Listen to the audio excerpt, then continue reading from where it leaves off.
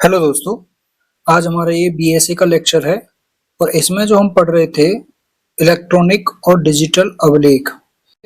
तो यहाँ पर हम यहाँ तक पढ़ चुके थे वैसे 62 और 63 तक। तो यहाँ पर जो हम पढ़ रहे थे ना, ये तीनों सेक्शन कोरिलेट है। 63 हमने नहीं पढ़ी थी, जिसमें इलेक्ट्रॉनिक जो अभिलेख होते हैं, इलेक्ट्रॉनिक रिकॉर्ड जो होते हैं, उनकी एडमिसिबिलिटी को रिलेटेड जो पॉइंट था वो हमने नहीं पढ़ा है। ठीक है, 63 सेक्शन को। तो ये तीनों सेक्शन 61, 62 और 63 तीनों सेक्शन कोरिलेटेड है। इसमें तो डेफिनेशन दी गई है 61 में, और ये सेक्शन हमारी नई जो है जोड़ी गई है। ठीक है, तो इसमें ये बताया गया है कि इलेक्ट्रॉनिक और डिजिटल अभिलेख जो है वो उनके एविडेंस को कोर्ट में एडमिसिबिलिटी के बारे में है ना, कि कोई भी इलेक्ट्रॉनिक या डिजिटल अभिलेख है वो किसी भी ग्राउंड पर जो है वो साक्ष्य में इलेक्ट्रॉनिक या डिजिटल अभिलेख यानी ग्राह्यता से उसको इनकार नहीं किया जा सकता है। ठीक है ना, इस आधार पर, अब ये आधार यहाँ पर इन्होंने ये दे रखा है कि कोई इलेक्ट्रॉनिक या डिजिटल अभिलेख है इस आधार पर। ठीक है ना, तो इसका मतलब ये हो गया कि अब इलेक्ट्रॉनिक और डिजिटल जो रिकॉर्ड है उसको भी ग्राह्य माना जाएगा। ठीक है ना, और ऐसे जो रिकॉर्ड रहेंगे उनका 63 के अधीन रहते हुए वही विधिक प्रभाव, विधि मान्यता, यानी उसका लीगल इफेक्ट वही होगा, विधि मान्यता उसकी वैलिडिटी वही होगी, और प्रवर्तनशीलता मतलब उसकी एनफोर्सेबिलिटी जो है वही होगी जो किसी अन्य रिकॉर्ड की होती है या अन्य डॉक्यूमेंट की होती है। ठीक है ना, तो ये हो गया इलेक्ट्रॉनिक और डिजिटल रिकॉर्ड की एडमिसिबिलिटी को लेकर। दूसरा जो यहाँ पर 62 जो सेक्शन है ये कह रहा था कि इलेक्ट्रॉनिक रिकॉर्ड से संबंधित जो एविडेंस है उसके बारे में कुछ स्पेशल प्रोविजन ये है कि इलेक्ट्रॉनिक अभिलेख जो होता है, इलेक्ट्रॉनिक रिकॉर्ड जो होता है, उसमें जो कंटेंट है उसको 64 के बंदों के अनुसार साबित, 64 नहीं 63 के प्रोविजन के अकॉर्डिंग उसको साबित किया जा सकता है। ठीक है ना, 63 के। अब 63 यहाँ पर एडमिसिबिलिटी की ये बात करती है, यहाँ पर इलेक्ट्रॉनिक रिकॉर्ड की ग्राह्यता के बारे में। अब इलेक्ट्रॉनिक रिकॉर्ड की जो ग्राह्यता यानी एडमिसिबिलिटी है, इसमें इलेक्ट्रॉनिक रिकॉर्ड में जितने भी आपकी यहाँ पर जो व्हाट्सएप चैट वगैरह होती है, ईमेल वगैरह होती हैं, है ना, ये सब इसमें आती हैं। कंप्यूटर से हो गया, मोबाइल लैपटॉप से हो गया, सीडी हो गई, पेन ड्राइव हो गई, सर्वर से, ईमेल से, एसएमएस से, व्हाट्सएप चैट, ये सब जो होती हैं। और ये एक्चुअली एडमिसिबल ये तभी मानी जाती हैं जब ये सही तरीके से सर्टिफाइड हो। ठीक है ना, सही हो और सर्टिफाइड हो। इनकी जो इलेक्ट्रॉनिक जो कॉपी होती है, जो प्रिंट आउट निकल के आती है, उसके लिए है। और उसके लिए इसमें जो थर्ड क्लॉज इसका है वो इसमें सर्टिफिकेट की भी बात करता है कि उसमें सर्टिफिकेट देना भी जरूरी होता है कि ये जो कॉपी निकाली गई है ये चूंकि इनका सर्टिफाइड करके देते हैं ना कि हाँ ये सही है, उसी से मैच करके दी गई है ना। जैसे वॉइस, किसी की वॉइस निकालते हैं, व्हाट्सएप में किसी ने वॉइस मैसेज भेजा, अब वॉइस सैंपलिंग की उसकी मैचिंग करा के पहले कि हाँ ये इसी व्यक्ति की आवाज है ना, तो सीडीआर जो निकालते हैं उसकी, तो ये सब जो है उसकी एडमिसिबिलिटी यानी उसकी सर्टिफाइड करने के बाद में और एक सर्टिफिकेट देते हैं, वो अथॉरिटी देती है जो अपना जो है सर्टिफाइड करती है। साइबर सेल में तो साइबर वहां पे होगा। बैंक से अगर कोई डिटेल निकलवानी है, उसके अकाउंट के सीबी के पास में होते हैं या सीबीआई के पास में होते हैं, है ना, तो अगर बैंक अकाउंट किसी के सीज करने, बैंक अकाउंट निकलवाने हैं वहां से, तो वो फिर बैंक अथॉरिटी जो रहेगी वहां पे वो उसको साइन करके वहां पे सर्टिफाइड करके देगी। ठीक है, तो ये चीजें होती हैं। और यहाँ पर जो इलेक्ट्रॉनिक रिकॉर्ड की जो एडमिसिबिलिटी है उसके बारे में ये बताता है, और इसमें सारी चीजें बस ये है कि कौन सी चीज किस तरीके से कंप्यूटर में स्टोर मानी जाएगी, चाहे वो कंप्यूटर या कम्युनिकेशन डिवाइस है, भाई व्हाट्सएप है ना, फोन है, कोई मतलब व्हाट्सएप के द्वारा जो फोन चलाते हैं, अलग अलग डिवाइसेस जो यूज होती हैं, है ना, सीडी हो गई या फिर आपके लैपटॉप हो गया, है ना, तो कम्युनिकेशन डिवाइसेस जो भी हैं उनमें तो कोई भी चीज स्टोर्ड है ना, रिकॉर्डेड है, और इलेक्ट्रॉनिक प्रारूप में, इलेक्ट्रॉनिक फॉर्म में जो है वो क्या है, प्रोडक्ट मतलब उत्पादित है। ठीक है, तो ये अलग अलग तरीके से इसमें से सारी चीजें बस यही बता रखा है इस पूरे में कि उनको कंप्यूटर आउटपुट जो है कहा जाएगा, जो इस कंप्यूटर से या किसी कम्युनिकेशन डिवाइस से निकाली जाती हैं, ठीक है ना, उन्हें कंप्यूटर आउटपुट कहा जाएगा। मेमोरी कार्ड निकलवानी है, वॉइस रिकॉर्डिंग की सीडीआर वगैरह निकलवानी है, लोकेशन निकलवानी है, किसी के बैंक खाते के बैंक से निकलवाने हैं, व्हाट्सएप चैट निकलवानी है, व्हाट्सएप मैसेज को निकलवाना, तो ये सब जो है उनको बताया गया है कि ये सब कंप्यूटर आउटपुट जो है माने जाएंगे।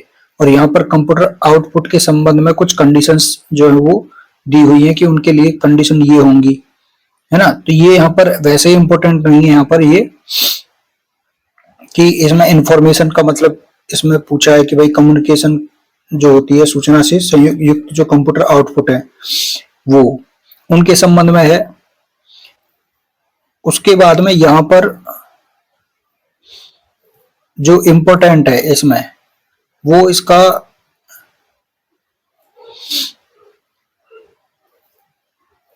ये है कि मतलब अलग अलग देखो यहाँ किस तरीके से मोड से जो है वहां पर कंप्यूटर आउटपुट जो है निकाले जाते हैं। स्टैंडर्ड मोड है कंप्यूटर सिस्टम के द्वारा कंप्यूटर नेटवर्क पर, है ना, जितने भी तरीके हैं यहाँ पर कम्युनिकेशन के लिए वो सब बताए गए हैं।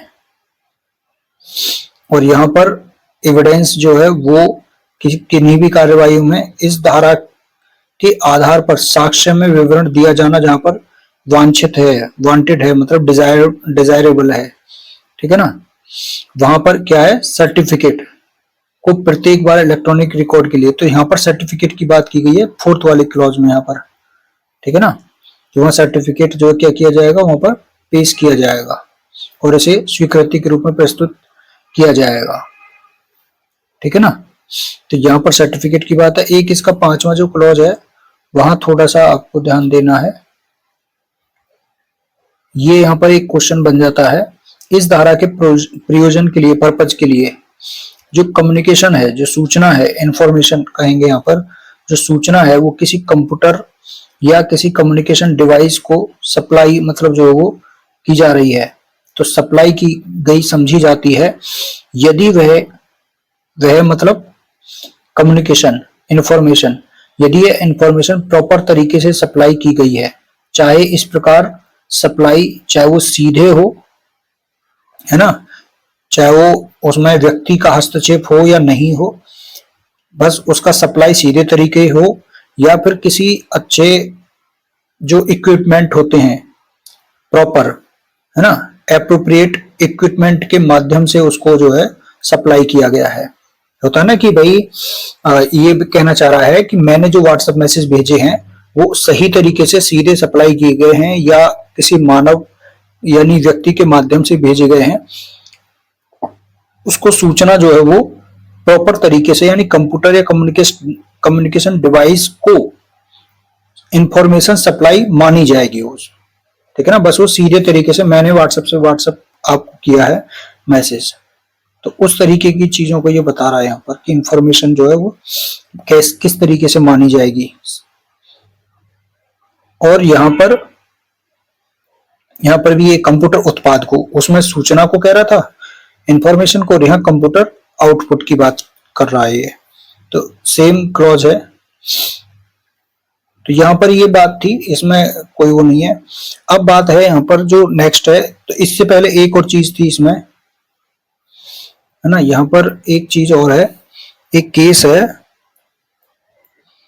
अनवर पीवी वर्सेस पीके बशीर 2014 सुप्रीम कोर्ट। इसमें यही बोला था कि बिना सर्टिफिकेट इलेक्ट्रॉनिक रिकॉर्ड जनरली मान्य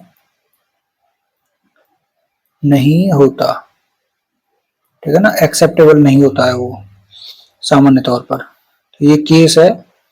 उसके बाद में यहां पर जो नेक्स्ट है 64 सेक्शन,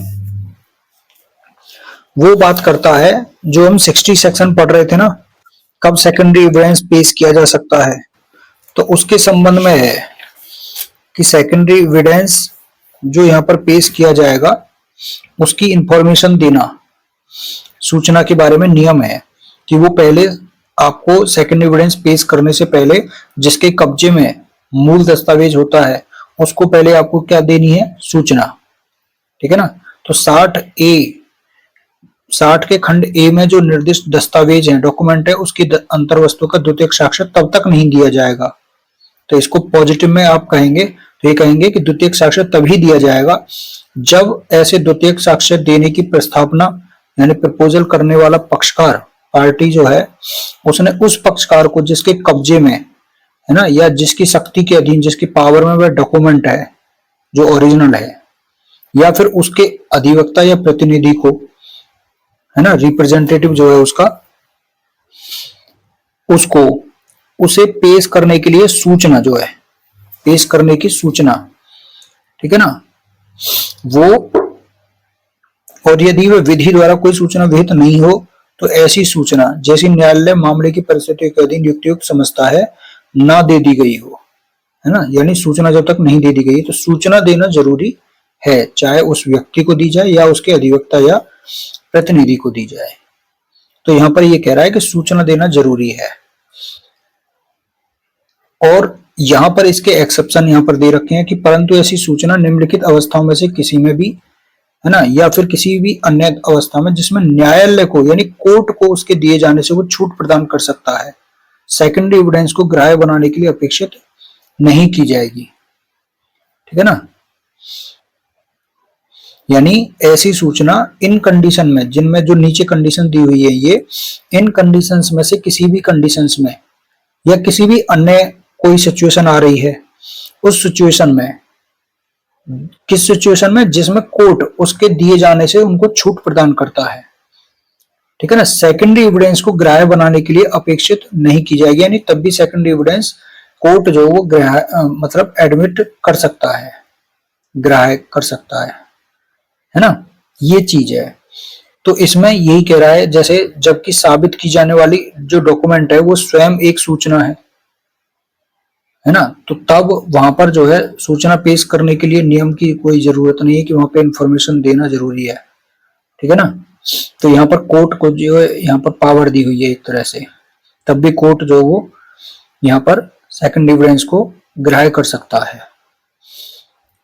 तो ये कुछ कंडीशन है, वैसे इंपॉर्टेंट नहीं है ये, इसमें से सेट प्री का ही क्वेश्चन बनता है। पेश करने की सूचना के संबंध में नियम किस धारा में दिए हुए हैं तो आप बता देंगे, 64 सेक्शन में दिया हुआ है। ठीक है।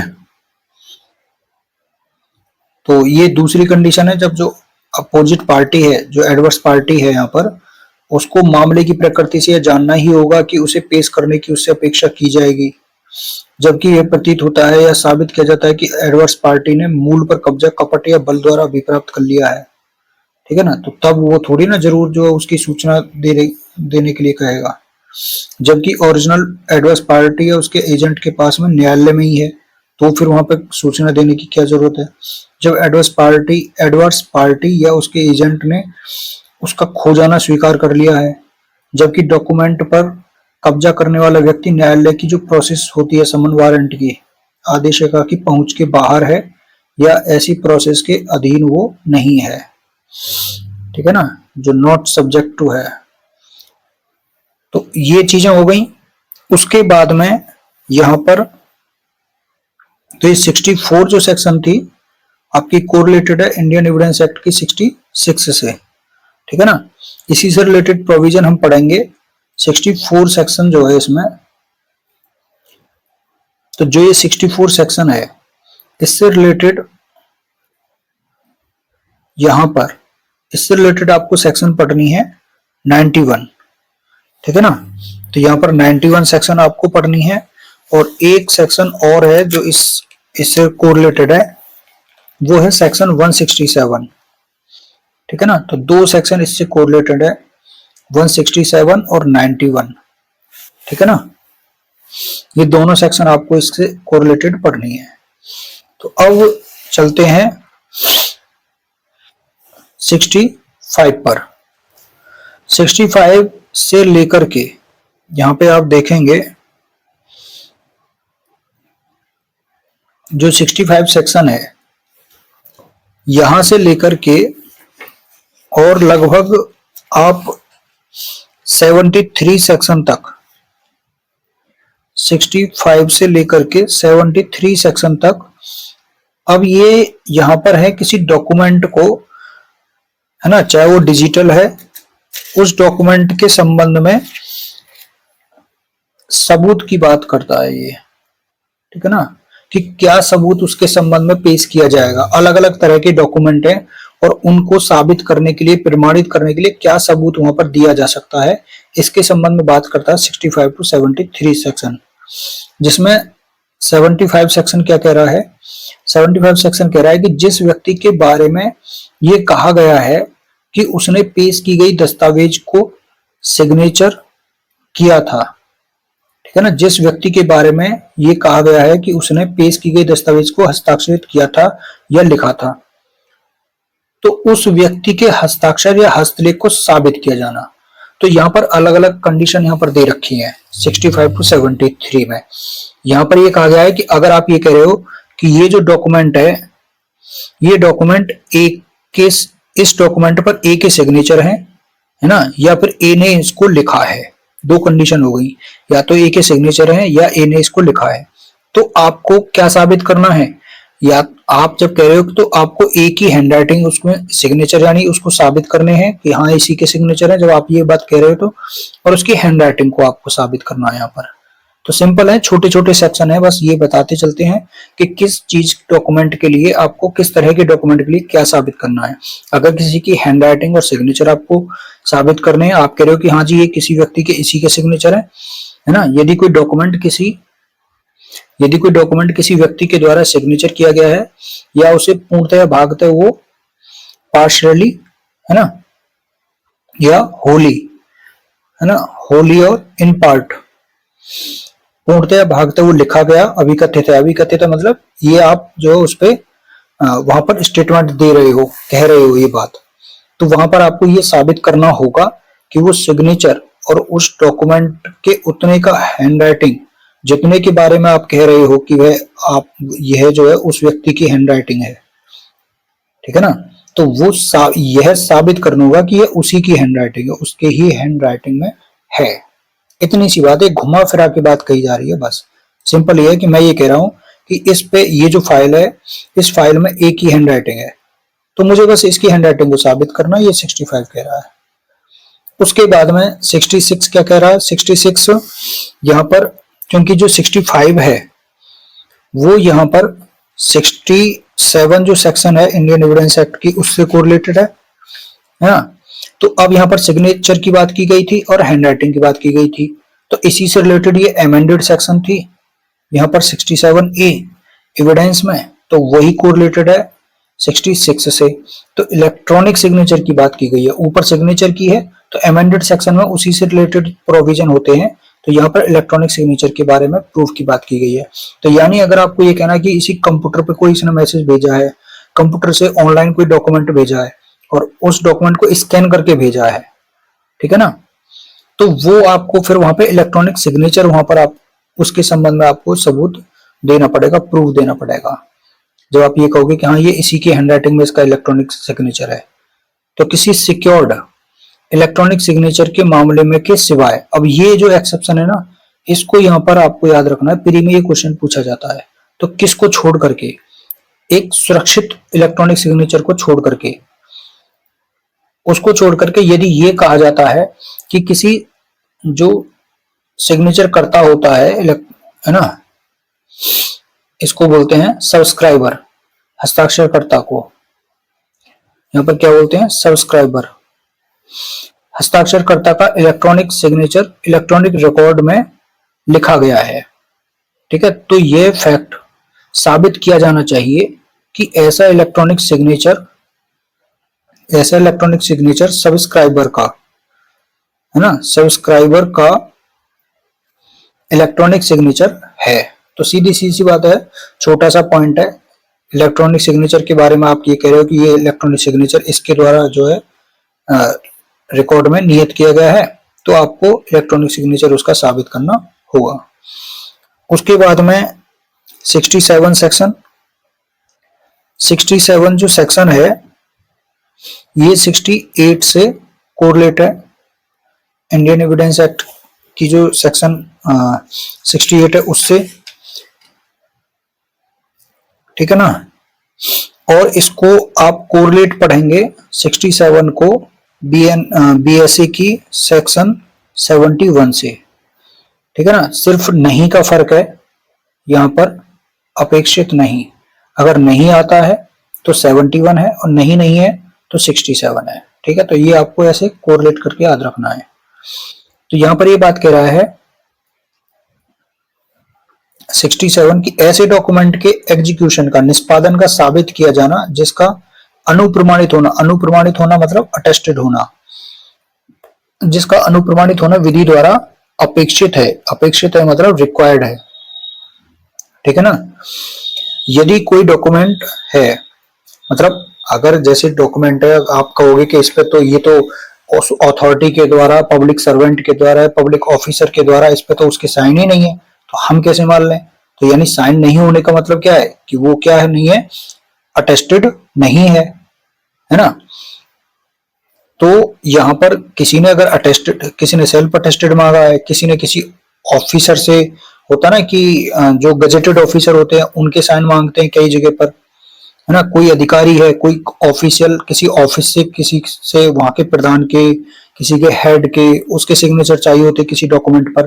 तो उसके संबंध में बात कर रहा है ये कि अगर कोई डॉक्यूमेंट ऐसा है कि किसी डॉक्यूमेंट का अटेस्टेड होना विधि के द्वारा चाहा गया है, रिक्वायर्ड है, तो उसे साक्ष्य के रूप में उपयोग में तब तक नहीं लाया जाएगा जब तक कम से कम एक अनुप्रमाणक साक्षी, एक अटेस्टिंग विटनेस, यदि कोई मतलब एक कम से कम एक अटेस्टिंग विटनेस की जरूरत पड़ेगी, ठीक है ना। और वो यदि कोई अटेस्टिंग विटनेस क्या है, जीवित है और न्यायालय की प्रोसेस यानी आदेशिका की अधीन है, ठीक है ना। यानी उस पर उसको बुलाया गया है इस बात के लिए कि वो अटेस्टेड करेगा, अधीन हो तथा साक्ष्य देने के योग्य हो ऐसा व्यक्ति, ठीक है ना। तो उसका निष्पादन साबित करने के प्रयोजन से न बुलाया गया हो, जब तक कम से कम, है ना, जब तक लगा ना इसमें, जब तक कम से कम एक अनुप्रमाणक साक्षी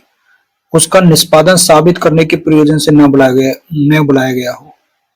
तो कहने का मतलब कि पॉजिटिव वे में तो उसे उपयोग में नहीं लाया जाएगा, तो इसका मतलब पॉजिटिव वे में ले लो, उसे उपयोग में तभी लाया जाएगा जब उसका निष्पादन साबित करने के प्रयोजन से किसी अनुप्रमाणक साक्षी को, कम से कम एक अनुप्रमाणक साक्षी, एक अटेस्टिंग विटनेस को वहां पर आना चाहिए, और वह अटेस्टिंग विटनेस कैसा, जीवित होना चाहिए, न्यायालय की शक्ति के अधीन होना चाहिए, और तीसरी साक्ष्य देने के योग्य होना चाहिए। 3 कंडीशन इसमें साथ में जुड़ी हुई है। लेकिन अब दस्तावेज के निष्पादन को साबित करने के लिए यहाँ पर तो हो गया, लेकिन यहाँ पर किसके लिए अटेस्टिंग विटनेस की जरूरत नहीं है। ये कह रहा है कि ऐसा कोई डॉक्यूमेंट के निष्पादन को, एग्जीक्यूशन को मतलब साबित करने के लिए जो क्या नहीं है, वसीयत नहीं है। तो अगर वसीयत को साबित करना है तो एक विटनेस चाहिए, है ना। अगर वसीयत को साबित करना है तो कम से कम एक विटनेस चाहिए। लेकिन जो वसीयत नहीं है और जो भारतीय पंजीकरण अधिनियम, इंडियन रजिस्ट्रेशन एक्ट जो है, उसके बंदों के अनुसार जो है वो डॉक्यूमेंट क्या है, रजिस्टर्ड है, पंजीकृत है, तो वहां पर कोई भी अटेस्टिंग विटनेस को बुलाना आवश्यक नहीं होगा। कब तक नहीं है, जब तक कि उसके निष्पादन का प्रत्याख्यान बोलते हैं, डिनाई कर देना, किसी चीज को इनकार कर देना, जब तक कि उसके निष्पादन का, एग्जीक्यूशन से डिनाई उस व्यक्ति के द्वारा जिसके द्वारा उसका निष्पादित होना तात्पर्य है विनिर्दिष्ट न कर दिया गया। मतलब जब तक कि जिसने उस डॉक्यूमेंट को लिखा है, जब तक वो खुद ही उस बात से इनकार नहीं कर दे, तब तक जो है किसी अनुप्रमाणक साक्षी को, अटेस्टिंग विटनेस को बुलाना आवश्यक नहीं है, ठीक है ना। ये कह रहा है, मतलब मेरा ही डॉक्यूमेंट है, मेरे डॉक्यूमेंट के मैंने जिसके सामने लिखा है ना, तो वो अटेस्टिंग विटनेस है। लेकिन जब मैं ही खुद कह दूं कि मैंने ये डॉक्यूमेंट मेरा नहीं है, तो फिर अटेस्टिंग विटनेस जो है बुलाने की क्या हुआ है, ठीक है ना। जब तक कि उसके निष्पादन का डिनाई करने वाला उस व्यक्ति द्वारा जिसके द्वारा उसका निष्पादित होना तात्पर्य विनिर्दिष्ट ना किया गया। अब ये उस व्यक्ति को जब तक ना बुलाया जाए, है ना, तब तक के लिए एक अटेस्टिंग विटनेस जो है वो बुलाना होगा। तो कहने का मतलब यहाँ पर ये है कि वसीयत नहीं है तो कोई भी अटेस्टिंग विटनेस की बुलाने की जरूरत नहीं है, अगर वो रजिस्ट्रेशन एक्ट के तहत में जो है क्या है, रजिस्टर्ड है डॉक्यूमेंट। उसके बाद में यहाँ पर है 68 सेक्शन। 68 सेक्शन जो कि 69 सेक्शन जो है इंडियन एविडेंस एक्ट की उससे कोरिलेटेड है। अब यहाँ पर ये इसी से कोरिलेटेड चल रहा है, 67 से लेकर के 71 तक ऐसे ही कोरिलेट चलेंगे ये। जैसे उसमें कह रहा था कि विधि के द्वारा अपेक्षित है, रिक्वायर्ड है किसी अटेस्टिंग विटनेस के लिए, तो एक कम से कम एक विटनेस चाहिए। अब यहाँ पर कह रहा है जब किसी भी अटेस्टिंग विटनेस का पता ना चले तब क्या दिया जाएगा उसके संबंध में एविडेंस, तब क्या प्रूफ दोगे, है ना। तो ये यहाँ पर ये कह रहा है, तो ये कह रहा है कि यदि किसी अटेस्टिंग विटनेस का पता ना चले तो फिर ये साबित करना होगा कि कम से कम एक अटेस्टिंग विटनेस का यहाँ पर अनुप्रमाण बोलते हैं अटेस्टेशन, है ना, अटेस्टेशन उसी की हैंडराइटिंग में है। कम से कम एक अटेस्टिंग विटनेस का अटेस्टेशन उसी की हैंडराइटिंग में है, और यह है कि डॉक्यूमेंट का निष्पादन करने वाले व्यक्ति का जो सिग्नेचर है वो उसी व्यक्ति की हैंडराइटिंग में है। तो आप इसमें दोनों का साबित करना है कि कम से कम जो अटेस्टिंग विटनेस है उसका अटेस्टेशन उसकी हैंडराइटिंग में है, और जो दस्तावेज जिसने निष्पादन करने वाला का मतलब है जिसने डॉक्यूमेंट लिखा है, जिसकी हैंडराइटिंग में वो है डॉक्यूमेंट, तो उस व्यक्ति के सिग्नेचर कि भाई ये उसी व्यक्ति का हैंडराइटिंग है, ठीक है ना। ये आपको क्या करना होगा, साबित करना होगा। तो अब उसके बाद में नेक्स्ट है 69। 69 यहाँ पर कोरिलेटेड है आपका 70 से। 70 से इंडियन एविडेंस एक्ट की जो सेक्शन है, यहाँ पर ये कह रहा है कि जो अटेस्टिंग डॉक्यूमेंट है उनकी जो पार्टी है उनके द्वारा निष्पादन की स्वीकृति अगर कर ली जाती है ना, एडमिशन कर ली जाती है किसके संबंध में, निष्पादन करने के संबंध में। निष्पादन होता है मतलब बनाना कोई चीज, कि हाँ भाई ये डॉक्यूमेंट, मतलब जैसे अगर डॉक्यूमेंट लिखने के संबंध में बात है तो वहां पे डॉक्यूमेंट लिखा किसने है तो उसके संबंध में। तो execution by the party to attested document, तो अनुप्रमाणित जो दस्तावेज है उसके पक्षकार के द्वारा निष्पादन की स्वीकृति। तो यहां पर ये कह रहा है कि कोई अटेस्टेड डॉक्यूमेंट है और उस अटेस्टेड डॉक्यूमेंट का जो पक्षकार है उसकी अपने द्वारा उसका निष्पादन करने की अपने द्वारा उसका निष्पादन करने की का मतलब है उस पक्षकार ने उसको बनाया है, इस बात की स्वीकृति कि हाँ मैंने बनाया है, इस बात की स्वीकृति उस डॉक्यूमेंट के निष्पादन का, बनाए जाने का, उसके विरुद्ध क्या होगा, पर्याप्त सबूत होगा, ठीक है ना। तो जिसने बनाया है उसके खिलाफ में क्या होगा, वो पर्याप्त सबूत होगा, यानी सफिशिएंट प्रूफ होगा।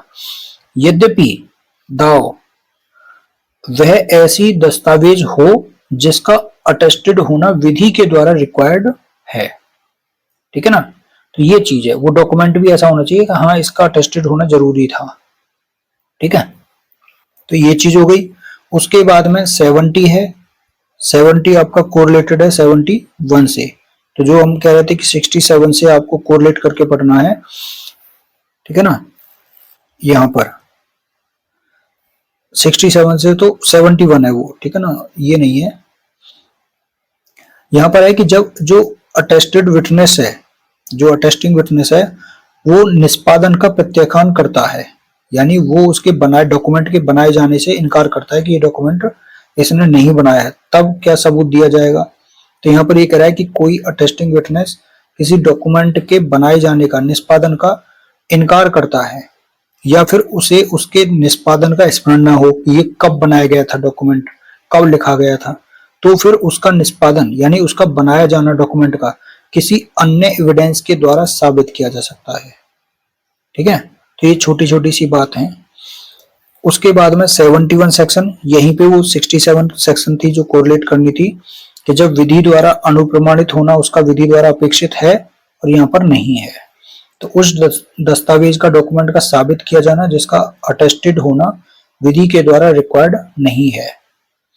तो कोई अटेस्टेड डॉक्यूमेंट है जिसका अटेस्टेड होना विधि के द्वारा रिक्वायर्ड नहीं है, तब वो ऐसे साबित किया जा सकता है मानो वह अटेस्टेड नहीं हो, मतलब सिंपल तरीके से, है ना। या तो उसकी कंपैरिजन भी की जा सकती है, तो वहां पे अटेस्टेड विटनेस जरूरत नहीं है बुलाने की। वहां पर क्या है, वहां पर आप सिंपली किसी उसके पहले की जो कोई भी हैंडराइटिंग होगी उससे मिलान कर सकते हो। कोर्ट जो किसी अन्य डॉक्यूमेंट से उसके से मिलान कर सकता है, किसी एक्सपर्ट को बुला के उसको दिखा सकता है, तो सिंपल तरीके से उसको किया जा सकता है। और यहाँ पर फिर जो यहाँ पर सेक्शन है लास्ट, सेकंड लास्ट, ठीक है ना, 72 सेक्शन, जो कि इंडियन एविडेंस एक्ट की 73 से कोरिलेट है। यहाँ पर ये बात करता है सिग्नेचर की, उसकी राइटिंग की और उसकी सील की तुलना किसी अन्य से, अन्य कौन से हैं, जो स्वीकार कर लिए गए हैं या फिर जो साबित हैं, उन डॉक्यूमेंट से आप किसी के सिग्नेचर, किसी की राइटिंग को और किसी की मुद्रा यानी मोहर जो होती है उसको, सील जो बोलते हैं, उसको साबित कर सकते हैं। ठीक है, तो यहां ये अवनिश्चित करने के लिए, अवनिश्चित मतलब असरटेन करने के लिए कि क्या कोई सिग्नेचर, राइटिंग, सील उस व्यक्ति की है या नहीं है जिसने उस डॉक्यूमेंट को लिखा है या जिसका लिखा जाना यहाँ पर तात्पर्यित है। ठीक है ना, परपोर्ट्स है, कहने का मतलब जिसका लिखा जाना यहाँ पर विवादित है, कहा गया है कि हाँ ये इसने लिखा है या नहीं लिखा है, तो वह किसी कि क्या कोई सिग्नेचर, राइटिंग या सील उस व्यक्ति की है, किसी सिग्नेचर, राइटिंग या सील की जिसके बारे में यह स्वीकार किया गया है या कोर्ट को उचित तरीके से यह साबित कर दिया गया है, समाधानप्रद तरीके से, सेटिस्फैक्शन, है ना, प्रूव्ड टू सेटिस्फैक्शन, समाधानप्रद तरीके से उसको साबित कर दिया गया है कि वह उस व्यक्ति के द्वारा लिखा गया या किया गया था, उससे जिसे साबित किया जाना है उससे तुलना की जा सकेगी। यानी जिसे साबित किया जाना है उससे क्या किया जा सकेगा, तुलना की जा सकेगी, यद्यपि वह हैंडराइटिंग यानी सिग्नेचर, राइटिंग और सील किसी अन्य प्रयोजन के लिए पेश या साबित ना की गई हो। तो अगर यहाँ पर किसी हैंडराइटिंग हो, सीधी सीधी सी बात है, कोई भी सिग्नेचर की बात है यहाँ पर, है ना, किसी राइटिंग की बात है, किसी सील की बात है, उसको साबित किया जा सकता है। ठीक है ना, और कैसे, तुलना करके उसकी तुलना की जा सकती है। अब न्यायालय में उपस्थित किसी व्यक्ति को किन्हीं शब्दों, अंकों के लिखने का निर्देश न्यायालय इस प्रयोजन से दे सकता है, न्यायालय में यानी कोर्ट में प्रेजेंट है कोई व्यक्ति, उस व्यक्ति को किसी शब्दों को या किसी अंकों के लिखने का निर्देश दे सकता है कोर्ट। किस पर्पज से दे सकता है, इस पर्पज से दे सकता है कि ऐसे जो लिखे गए शब्द हैं या अंक हैं उनकी किन्हीं ऐसे शब्दों से या अंकों से तुलना करने के लिए न्यायालय को जो कॉम्पिटेंट कर सकें, समर्थ कर सकें, जिनके बारे में ये कहा गया है कि वे उस व्यक्ति के द्वारा लिखे गए शब्द थे। तो यहाँ पर शब्द की और अंकों की तुलना कर सकता है कोर्ट। ठीक है ना, और उनके लिए किसी व्यक्ति को निर्देश भी दे सकता है कि इनकी तुलना करके बताओ कि हाँ ये सही है, उसी व्यक्ति के हैं लिखे हुए या नहीं है। ठीक है ना, ये कहाँ पे होता है कि जैसे चेक लिखा, 10 लाख का चेक लिख दिया, ठीक है ना, अब 10 लाख का चेक लिख दिया, तो अब यहाँ पर क्या हुआ, तो ये देखा जाएगा कि इसी के हैंडराइटिंग में शब्द या अंक इसी की हैंडराइटिंग में है या नहीं है। ठीक है ना, और एक और लास्ट में यहाँ पर किसके बारे में है, ये अंगुली छाप, अंगुली छाप मतलब जो फिंगर इंप्रेशन होते हैं उनके बारे में। तो आपको यहाँ पर कितनी चीजें हो गई, शब्द और अंकों के बारे में हो गया, अंगुली छाप हो गया, सिग्नेचर हो गए, यहाँ पर सिग्नेचर हो गए, और राइटिंग यानी लेख हो गया, राइटिंग हो गई, और सील हो गई। ठीक है ना, इतने के बारे में यहाँ पर तुलना की जाएगी किसी और को दिखा करके, है ना, या किसी डॉक्यूमेंट से दूसरे से मैच करके। और यहाँ पर फिर ये लास्ट सेक्शन है डिजिटल सिग्नेचर के बारे में, उसके सत्य होने के बारे में, उसके वेरिफिकेशन के बारे में सबूत की बात करता है 73। ठीक है, ये चूंकि 73 ए सेक्शन है एविडेंस की। यहां पर भी क्या आ गया है कि यदि ये एसरटेन करना है, अभिनिश्चित करना है कि कोई डिजिटल सिग्नेचर किसी व्यक्ति का है या नहीं है जिसके द्वारा उसका लगाया जाना तात्पर्य है, परपोर्ट्स है, ठीक है ना, तो वहां पर कोर्ट क्या कर सकता है, कोर्ट यह डायरेक्शन दे सकता है कि वह व्यक्ति या नियंत्रक या प्रमाणकर्ता प्राधिकारी डिजिटल सिग्नेचर सर्टिफिकेट पेश करे, है ना। तो यहां पर जो कंट्रोलर होता है, व्यक्ति होता है, या सर्टिफाइंग अथॉरिटी जो होती है, उसको क्या पेश करने के लिए कह सकता है, डिजिटल सिग्नेचर सर्टिफिकेट पेश करने के लिए कह सकता है कोर्ट। या फिर कोई अन्य व्यक्ति है जो डिजिटल सिग्नेचर सर्टिफिकेट में लिस्टेड यानी सूचीबद्ध कोई लोक कुंजी है यानी पब्लिक की है, उसके लिए आवेदन करे कोई व्यक्ति जो है, और उस डिजिटल सिग्नेचर को जिसका उस व्यक्ति के द्वारा लगाया जाना तात्पर्य है सत्यापित करे यानी वेरीफाइड करे, ठीक है ना। तो ये कहा गया है, ये बताया गया 73 सेक्शन में। तो ये इतना है, तो सिंपल है, बस ये देखना है आपको कि किस सेक्शन में कौन सी चीजें कही गई हैं।